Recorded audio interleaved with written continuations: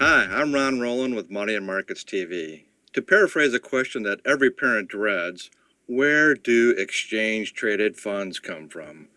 Well, they don't appear out of thin air, and they're not delivered by storks. They're created by a process that I'll explain to you today. ETFs were created in 1993 to be a different type of investment than stocks, mutual funds, or closed-end funds. What makes them different is the creation and redemption mechanism. In order to create an exchange-traded fund, a sponsoring firm such as iShares, Spiders, PowerShares files a registration form with the Securities and Exchange Commission.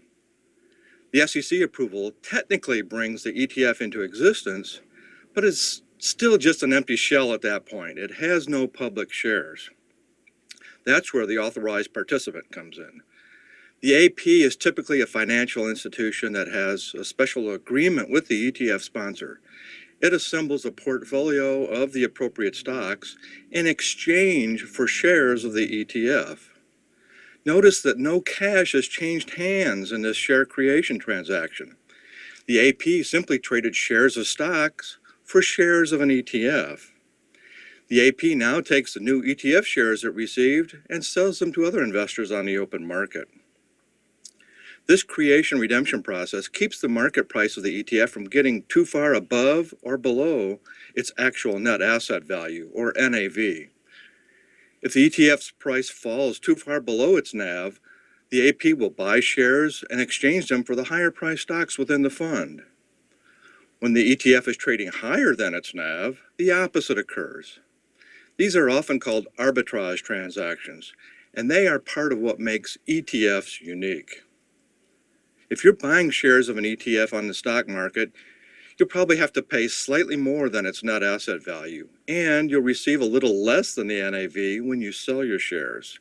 That's how market makers earn their living. So now that you understand the process, you might ask why it matters. Well, the creation redemption mechanism by which ETFs come into being is what makes them liquid and cost effective.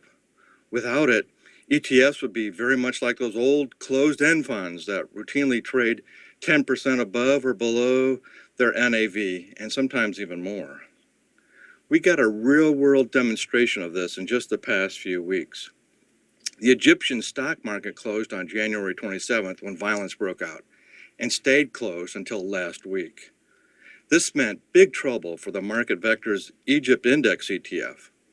With the underlying market inaccessible for so long, no one had any idea what Egypt shares were really worth. And without the ability to buy and sell the underlying stocks, the creation redemption process was not able to function properly. The result was predictable: dramatically higher price premiums. At one point, shares of Egypt were trading at a 24% premium to their NAV, largely due to the fact that new shares could not be created. It was essentially trading as a closed-end fund. However, once the Egyptian market reopened after being closed for nearly 2 months, the ETF snapped right back into line. So, now you know where ETFs come from. Not so complicated, is it? And now that you understand what makes ETFs so special, you can take better advantage of them. I'm Ron Rowland for Money and Markets TV. Thank you for watching.